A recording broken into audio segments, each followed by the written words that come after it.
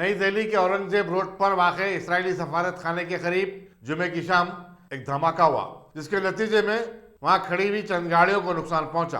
Police फौरी मुकाम वाक़ा पर पहुंच गई है और तहकीकात का आगाज कर दिया है। इस वाक़े के बाद मरकजी हुकूमत ने मुंबई में वाक़ इस्राएली कौंसल खाने की सिक्योरिटी बढ़ा दी है।